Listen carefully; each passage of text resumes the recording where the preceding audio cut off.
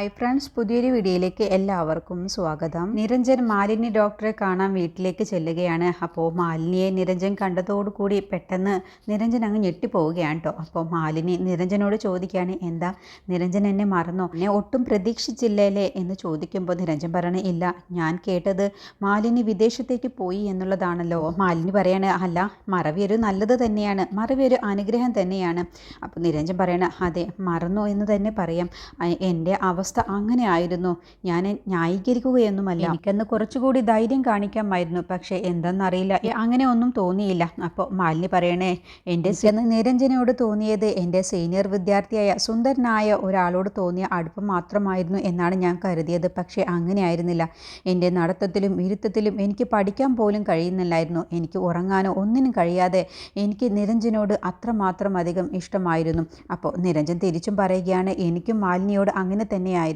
എനിക്കും പഠിക്കാനും എന്തിനും ശ്രദ്ധിക്കാൻ പോലും കഴിയാതെ എനിക്കും മാലിനിയെ അത്രമാത്രം ഇഷ്ടമായിരുന്നു. പക്ഷേ വിധി നമ്മളെ അകറ്റി നിർത്തിയില്ലായിരുന്നെങ്കിൽ ഇന്നിപ്പോൾ നമ്മൾ രണ്ടുപേരും ഒരുമിച്ച് പ്രാക്ടീസ് ചെയ്യുമായിരുന്നു, ഭാര്യയും ഭർത്താവുമായിട്ട് ജീവിക്കുമായിരുന്നു. മാലിനി പറയുന്നത്, സാരമില്ല, ജീവിതം ചിലപ്പോൾ അങ്ങനെയൊക്കെയാണ്, മോഹിച്ചതെല്ലാം കിട്ടണമെന്നില്ലല്ലോ. അല്ല, കുരുവിളൻ സാറിനെ കൊണ്ട് എന്തിനാണ് വിളിപ്പിച്ചത്? ഹോസ്പിറ്റലിൽ പോലും വന്ന് കാണാൻ പറ്റാത്ത എന്ത് അസുഖമാണ് നിരഞ്ജനുള്ളത് എന്ന് ചോദിച്ചപ്പോൾ നിരഞ്ജൻ വിഷമത്തോടു കൂടി ആ ഫയൽ അങ്ങ് കൊടുക്കുകയാണ് കേട്ടോ. എന്നിട്ട് മാലിനി അത് തുറന്ന് വായിച്ചു നോക്കുന്ന സമയത്ത് പെട്ടെന്ന് മാലിനി അങ്ങ് ഞെട്ടിപ്പോവാണ്. ഈ അസുഖം നിരഞ്ജന് എപ്പോഴാണ് പിടിപെട്ടത് എന്ന് ചോദിക്കുമ്പോൾ നിരഞ്ജൻ കാര്യങ്ങളൊക്കെ പറയുകയാണ്. അസുഖത്തെക്കുറിച്ച് വീട്ടുകാർക്ക് അറിയുമോ എന്ന് ചോദിക്കാട്ടോ. അപ്പോൾ നിരഞ്ജൻ പറഞ്ഞു, ഇല്ല, ആരെയും ഞാൻ അറിയിച്ചിട്ടില്ല, അറിയിക്കാനും എനിക്ക് താല്പര്യമില്ല. എൻ്റെ ഭാര്യ അക്ഷര ഇതറിഞ്ഞാൽ അവൾക്ക് ഒരിക്കലും താങ്ങാൻ കഴിയില്ല, അതുകൊണ്ട് ഞാനിത് ആരോടും പറയാനും ഉദ്ദേശിക്കുന്നില്ല. അക്ഷരയുടെ സങ്കടം എനിക്കത് താങ്ങാൻ കഴിയില്ല മാലു എന്ന് പറഞ്ഞതോടെ പെട്ടെന്ന് മാലിനി അങ്ങ് ഞെട്ടിപ്പോവാട്ടോ. എന്നിട്ട് പറയാണ്, ഇപ്പോഴും ആ വിളി മറന്നിട്ടില്ല അല്ലേ, മാലു എന്നുള്ള ആ വിളി. അപ്പോൾ നിരഞ്ജൻ പറയണേ, എങ്ങനെ മറക്കാനാണ് മാലു, അങ്ങനെ മറക്കാൻ പറ്റുന്ന ബന്ധമായിരുന്നില്ലല്ലോ നമ്മൾ തമ്മിലുണ്ടായിരുന്നത്. ഉപേക്ഷിച്ച നിന്നെ തേടി എനിക്കിപ്പോൾ മരണത്തിൻ്റെ വാതിൽ എത്തി നിൽക്കുന്ന എനിക്ക് നിന്നെ തേടി വരേണ്ടി വന്നില്ലേ, അതാണ് വിധിയുടെ കളി. പിന്നെ ഞാനിപ്പോൾ ഇവിടേക്ക് വന്നത് എന്നെ രക്ഷിക്കണം എന്നൊന്നും ഞാൻ പറയുന്നില്ല, പക്ഷേ വേദനയില്ലാത്ത മരണം അത് ഞാൻ ആഗ്രഹിക്കുന്നുണ്ട് മാത്രമാണ് എനിക്കിനി പറയാനുമുള്ളൂ. അപ്പോൾ മാലിനി പറയണ, അങ്ങനെയൊന്ന് തീർത്തും തള്ളി പറയേണ്ട ആവശ്യമൊന്നുമില്ല. ഞാനങ്ങനെ മോഹവാഗ്ദാനങ്ങളൊന്നും തരുന്നില്ല, കാരണം നിരഞ്ജനെ പോലെ എന്നെ മോഹിപ്പിച്ച് വഞ്ചിക്കാനൊന്നും എനിക്കറിയില്ല എന്ന് പറഞ്ഞതോടെ നിരഞ്ജൻ പെട്ടെന്ന് ഞെട്ടിപ്പോവാട്ടോ. എന്നിട്ട് മാലിനി പറയണ, ഞാൻ പൂർണ്ണമായും അസുഖം മാറ്റിയെടുക്കാം എന്നൊന്നും ഞാൻ പറയുന്നില്ല, പക്ഷേ ചിലപ്പോൾ അത്ഭുതങ്ങൾ സംഭവിച്ചേക്കാം.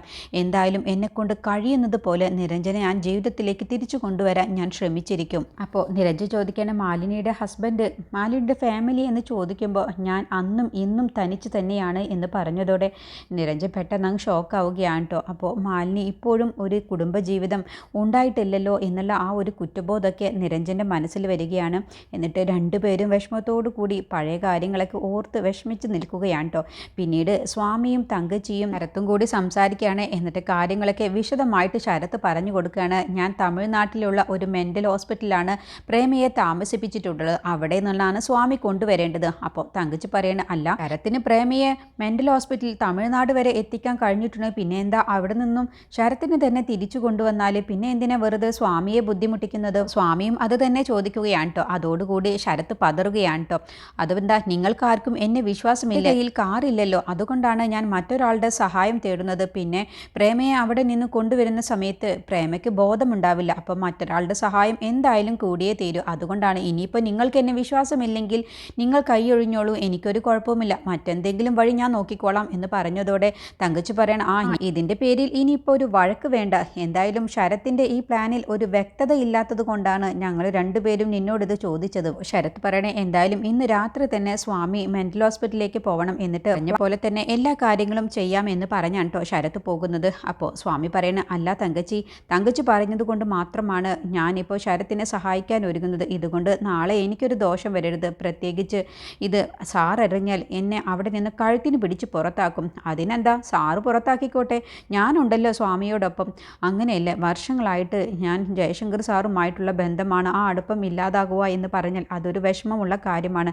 അതൊക്കെ ശരി തന്നെയാണ്. ഇനിയിപ്പോൾ കൊണ്ടുവരുന്ന വഴിയിൽ വെച്ച് പോലീസ് ചെക്കിങ്ങും മറ്റും ഉണ്ടാകുമെന്നാണെങ്കിൽ അപ്പോൾ സ്വാമി പിന്നെ ഒന്നും നോക്കണ്ട, അവിടെ നിന്നും സ്വന്തം ശരീരം തടി തപ്പാൻ നോക്കണം. കാരണം നമുക്ക് അതല്ലേ വലുത്, അങ്ങനെ ചെയ്താൽ മതി. അത് പിന്നെ ഇതുവരെ സഹായിച്ചവരെ കൈവിടുന്നത് ശരിയാണോ? രണ്ടും സ്വാമി തന്നെ പറഞ്ഞാൽ എങ്ങനെ ശരിയാവും? ആദ്യം സ്വാമിയുടെ സുരക്ഷ ആദ്യം ഉറപ്പാക്കുക, എന്നിട്ട് മതി മറ്റുള്ളവരെ സഹായിക്കൽ. അപ്പോൾ നമ്മൾ പ്ലാൻ ചെയ്തതുപോലെ കാര്യങ്ങൾ നടക്കുമ്പോൾ തടസ്സങ്ങൾ ഉണ്ടാവുകയാണെങ്കിൽ ആദ്യം സ്വാമിയുടെ സുരക്ഷ നോക്കണം. എനിക്ക് പറയാനുള്ളത്, ശരത്ത് ഇങ്ങനെ ഒരു കാര്യം ആവശ്യപ്പെടുമ്പോൾ സഹായിക്കാതിരിക്കാൻ കഴിയില്ല. കാരണം നാളെ ശരത്തിനെ കൊണ്ട് എന്തെങ്കിലും ആവശ്യം നമുക്കുണ്ടാകുമോ എന്ന് പറയാൻ കഴിയില്ലല്ലോ.